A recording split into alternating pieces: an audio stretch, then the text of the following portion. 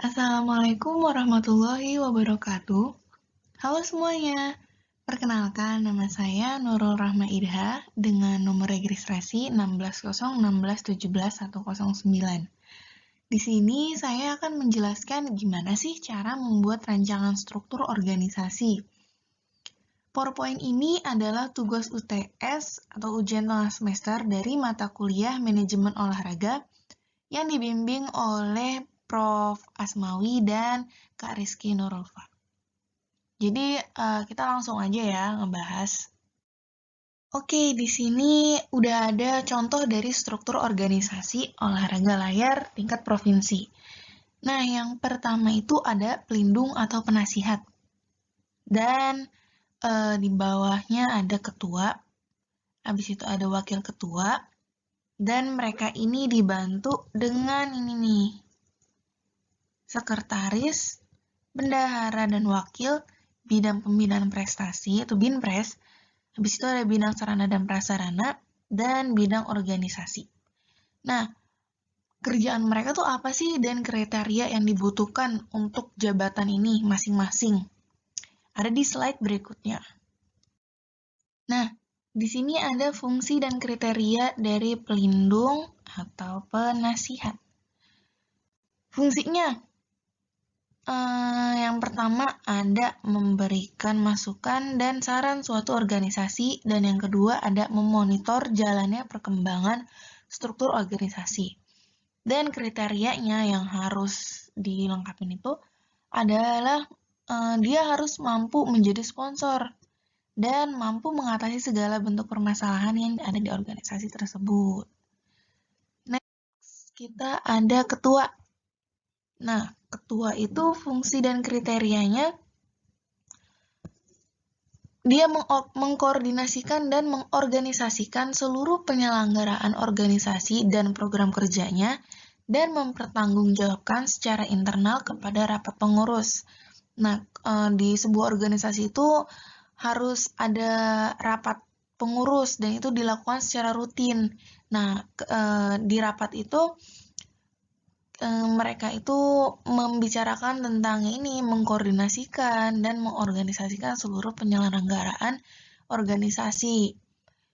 Dan kriterianya itu harus mampu mengatasi segala bentuk permasalahan yang dialami organisasi.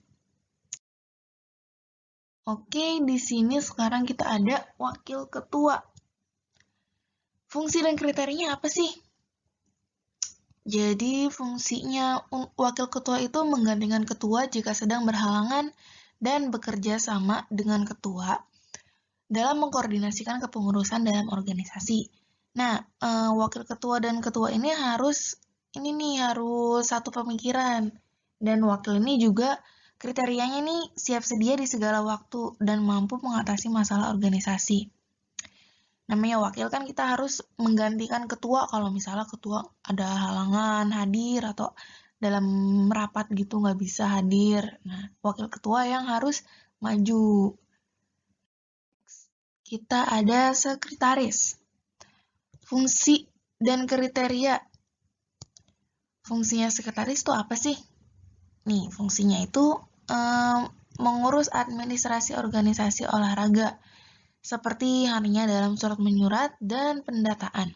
Dan kriteria yang harus ada di sekretaris itu, mereka harus memiliki keterampilan dalam bidang administrasi dan harus pandai dalam berkomunikasi.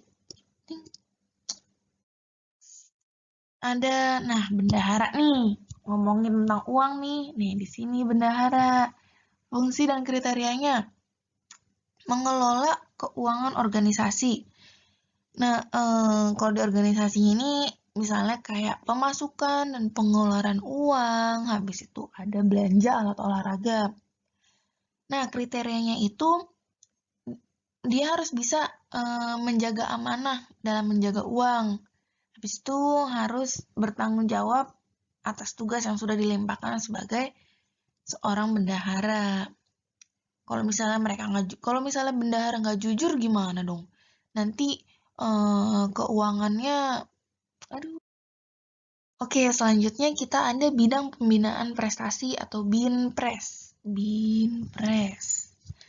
Nah, fungsi dan kriterianya itu ada mengolah dan mengakomodir program latihan setiap cabang olahraga, dan kriterianya itu mereka harus pandai dalam berkomunikasi dan mampu bertanggung jawab terhadap pembinaan. Next, kita ada bidang sarana dan prasarana. Sarpras nih, Sarpras.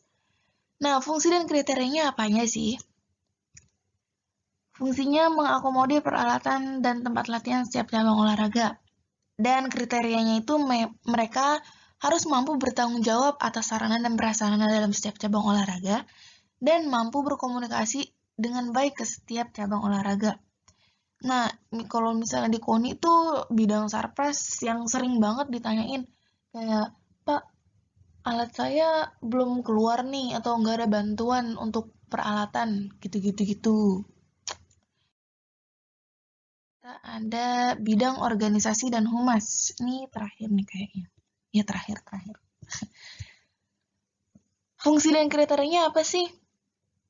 Mereka itu mengorganisasi data setiap cabang olahraga yang ada di provinsi dan menjalin hubungan dengan organisasi luar. Dan habis itu kriterianya mereka harus pandai dalam berkomunikasi. Namanya juga humas kan? Habis itu mampu bertanggung jawab terhadap hubungan masyarakat.